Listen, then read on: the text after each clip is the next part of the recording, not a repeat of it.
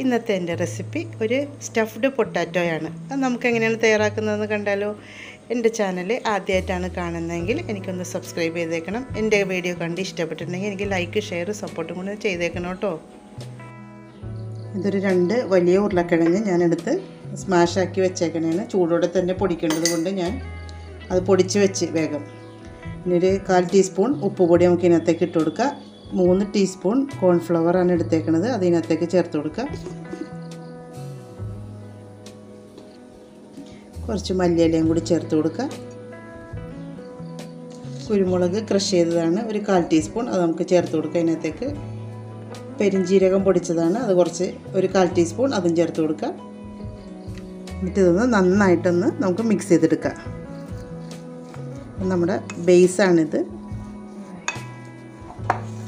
നന്നായിട്ട് മിക്സ് ചെയ്ത് കൈ കൊണ്ട് വേണമെങ്കിൽ കൈ കൊണ്ട് കുഴച്ചെടുക്കട്ടെ. ഇത് നന്നായിട്ട് കുഴച്ചെടുത്തിട്ടുണ്ട്, എല്ലാം കൂടി മിക്സ് ചെയ്തെടുത്തിട്ടുണ്ട്. നമുക്കൊന്ന് മാറ്റി വെച്ചിട്ട് ഇനി ഫില്ലിങ് റെഡിയാക്കാം. പാൻ അടുപ്പത്ത് വെച്ചിട്ടുണ്ട്. ചൂടായി വരുമ്പോൾ നമുക്ക് പാകത്തിന് ഒരു 2 ടേബിൾ സ്പൂൺ വെളിച്ചെണ്ണ ഒഴിച്ച് കൊടുക്കണേണ്. ഇതിലേക്ക് ഞാൻ 1 ടീസ്പൂൺ ഇഞ്ചി വെളുത്തുള്ളി പേസ്റ്റ് അടിച്ച് വെച്ചേക്കണേണ്, അതിട്ട് കൊടുക്കുക. ഇളക്കി കൊടുക്കുക. ഇതിലേക്ക് ഞാനൊരു വലിയ സവാള കൊത്തി എരിഞ്ഞെടുത്തേക്കണേണ്, അതും കൂടെ ചേർത്ത് കൊടുക്കുക.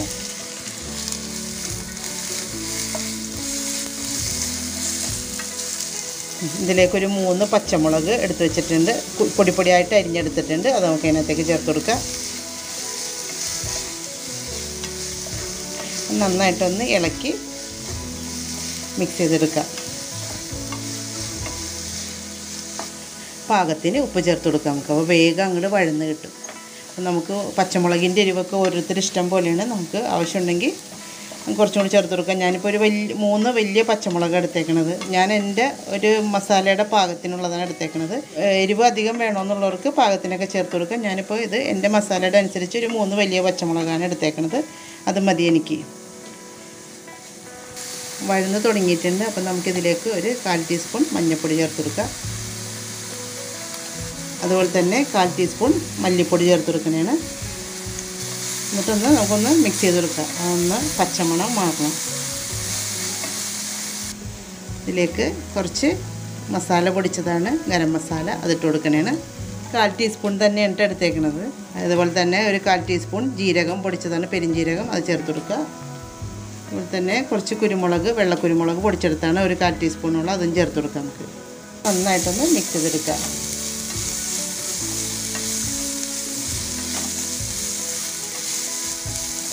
പച്ചമണം പോകണ വരെ നമുക്കിതൊന്ന് മിക്സ് ചെയ്തെടുത്ത് കണ്ട നല്ലപോലെ ഉണങ്ങി വന്നിട്ടുണ്ട്. നല്ല പച്ചമണമൊക്കെ മാറിയിട്ടുണ്ട്. അപ്പോൾ ഞാൻ എന്ത് ചെയ്തപ്പോൾ കുറച്ച് ഒരു 200 ഗ്രാമോളം ഇറച്ചി മാത്രം, അതായത് ബോൺലെസ് ചിക്കൻ എടുത്ത് വേവിച്ച് ഇഞ്ചിയും വെളുത്തുള്ളിയൊക്കെ ഇട്ട് വേവിച്ച് അത് അടിച്ചെടുത്തേക്കണതാണ്.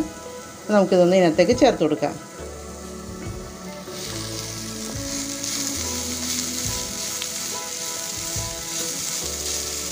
നല്ല ഡ്രൈ ആയ ഒരു ഫില്ലിംഗ് ആണ് കേട്ടോ ഇത്.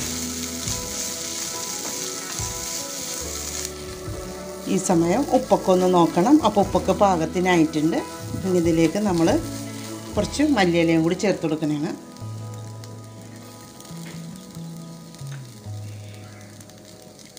ഇതിലേക്ക് ഞാൻ 2 മോസറല്ല ചീസിൻ്റെ 2 സ്പൂൺ ഇട്ട് കൊടുക്കണേണ്. അത് ചീകി എടുത്തിട്ട് അതൊന്ന് ചേർത്ത് കൊടുക്കണേണ് കേട്ടോ, ഒരു ടേസ്റ്റിന് വേണ്ടി കേട്ടോ. നന്നായിട്ട് നേരിയതാക്കി തന്നെയാണ് ചീകി എടുത്തേക്കണത്. അതും കൂടി ചേർത്ത് നല്ലോണം ഒന്ന് മിക്സ് ചെയ്തെടുക്കുക. എല്ലാവരും ഇടണമെന്നൊന്നുമില്ല കേട്ടോ, ഞാനിതിപ്പോൾ എൻ്റെ കയ്യിലുണ്ടായത് കൊണ്ട് ഇട്ടെന്ന് മാത്രം കേട്ടോ. അപ്പോൾ ഒരു പ്രത്യേക ടേസ്റ്റ് അതിന്. അപ്പം ഇനിയിപ്പോൾ അത് കയ്യിലില്ലാന്ന് വിചാരിച്ച് തയ്യാറാക്കാതിരിക്കേണ്ട, എല്ലാവരും ഒന്ന് ട്രൈ ചെയ്ത് നോക്കിയാലും. നമ്മുടെ കയ്യിൽ ഇപ്പോൾ ഇല്ലാത്തതാണെങ്കിലും അത് സാരമില്ല, അതൊക്കെ അവോയ്ഡ് ചെയ്യാം. നമ്മുടെ ഫില്ലിങ് ഇവിടെ റെഡി ആയിട്ടുണ്ട്. നമ്മൾ ഉപ്പൊക്കെ പാകത്തിനുണ്ട്, മസാലപ്പൊടിയൊക്കെ പാകത്തിനുണ്ട്. എരിവ് അധികമാണ് എന്നുവെച്ചാൽ നമ്മൾ പച്ചമുളകിൻ്റെ എരിവും കുരുമുളകിൻ്റെ എരിവും ഒക്കെ കൂടി നമുക്കൊരു പാകത്തിൻ്റെ ഒരു മിക്സ് ആയിട്ടുണ്ട്. ഇനി ഇതിലേക്ക് നമ്മൾ ഒരു നുള്ളു പഞ്ചസാര ഇട്ട് കൊടുക്കണേണ് കേട്ടോ, ഒരു ബാലൻസിന്.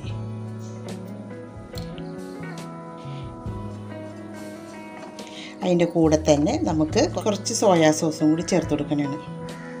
ഞാൻ 2 ചെറിയ സ്പൂണാണ് എടുത്തേക്കണത്. ഞാനിതൊന്ന് കോരി ഫില്ല് ചെയ്യാൻ വേണ്ടി എടുത്തേക്കണ സ്പൂണിനാണ് എടുത്തേക്കണത്. നിങ്ങളാകുമ്പോൾ ഒരു ടീസ്പൂൺ എടുത്താൽ മതി കേട്ടോ. നന്നായിട്ടൊന്ന് മിക്സ് ചെയ്ത് എല്ലായിടത്തേക്കും ഒന്ന് ഇളക്കി ചേർത്ത് കൊടുക്കണതാണ്. അപ്പോൾ ചീസും സോയാ സോസും ഒക്കെ കൂടി ഒരു നല്ലൊരു ടേസ്റ്റാണ്. ഒരു പഞ്ചസാരയൊക്കെ ഇടുമ്പോൾ ഒരു നല്ലൊരു ടേസ്റ്റുള്ള മിക്സിങ് ആയിട്ടത്. നമ്മുടെ കയ്യിൽ അല്പം എണ്ണ തടകിയിട്ട് നമ്മളിതിൽ നിന്ന് ഒരു ചെറിയ ഉരുള ഉരുട്ടിയെടുക്കണതാണ്.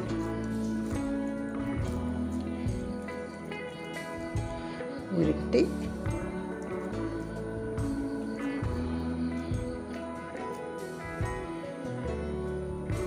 ഇതിൻ്റെ അകത്തേക്ക് നമ്മുടെ ഈ ഫില്ലിങ് വെച്ച് കൊടുക്കണതാണ്. നമ്മൾ ഫില്ലിങ് ഇങ്ങനെ വെച്ച് കൊടുത്ത് ഇത് നമ്മളിതൊന്നും ഇങ്ങനെ പ്രസ് ചെയ്തിട്ട്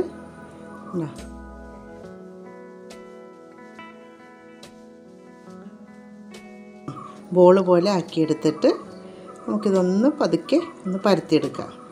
നമ്മളൊരു കട്ട്ലറ്റിൻ്റെ ഷേപ്പ് പോലെ തന്നെ നമ്മളൊന്ന് ഉരുട്ടിയെടുക്കണതാണ് കേട്ടോ.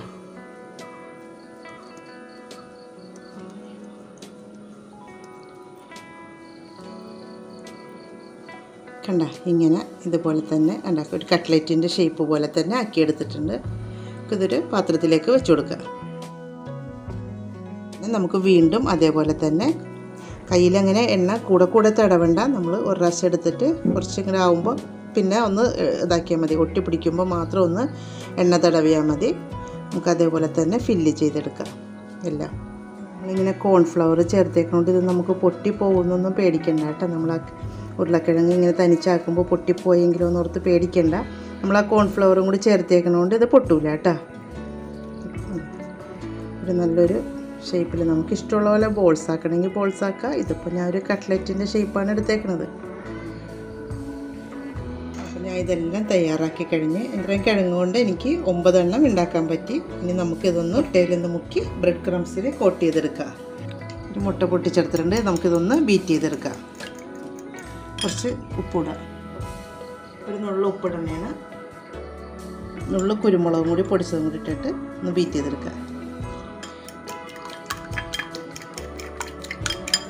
നമുക്കിതിങ്ങനെ ഓരോന്നെടുത്തിട്ട്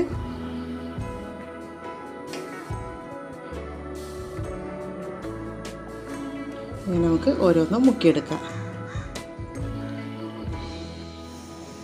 നമ്മളൊരു പാൻ അടുപ്പത്ത് വെച്ചിട്ടുണ്ട്. അതിലേക്ക് നമുക്ക് പാകത്തിന് ഓയിൽ ഒഴിച്ചു കൊടുക്കുക. അതൊന്ന് ചൂടായി വരുമ്പോഴത്തേക്കും നമ്മളിതും തയ്യാറാക്കി എടുത്തിട്ടുണ്ട്. എണ്ണ ചൂടായിട്ടുണ്ട്. നമുക്കിത് ഓരോന്ന് ഇതിനകത്തേക്ക് ഇട്ട് കൊടുക്കാം.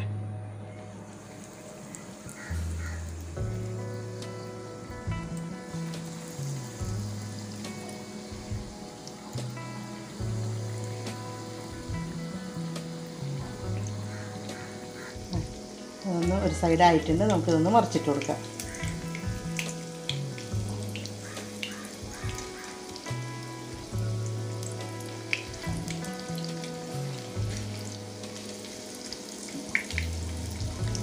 നല്ല ഫുൾ ഫ്ലെയിമിൽ തന്നെ ഇട്ട വെച്ചേക്കണത്. ഇത് ഞാൻ ആയിട്ടുണ്ട്. നമുക്കിതൊന്ന് കോരിയെടുക്കാം.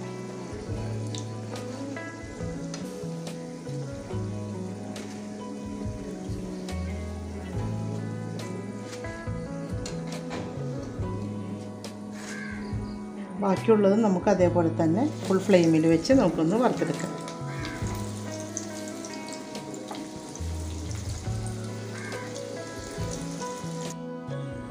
അപ്പം നമ്മുടെ ഈവനിങ് സ്നാക്സ് ഇവിടെ റെഡി ആയിട്ടുണ്ട്. എല്ലാവരും വീട്ടിലൊന്ന് ട്രൈ ചെയ്ത് നോക്കണം കേട്ടോ. Thank you.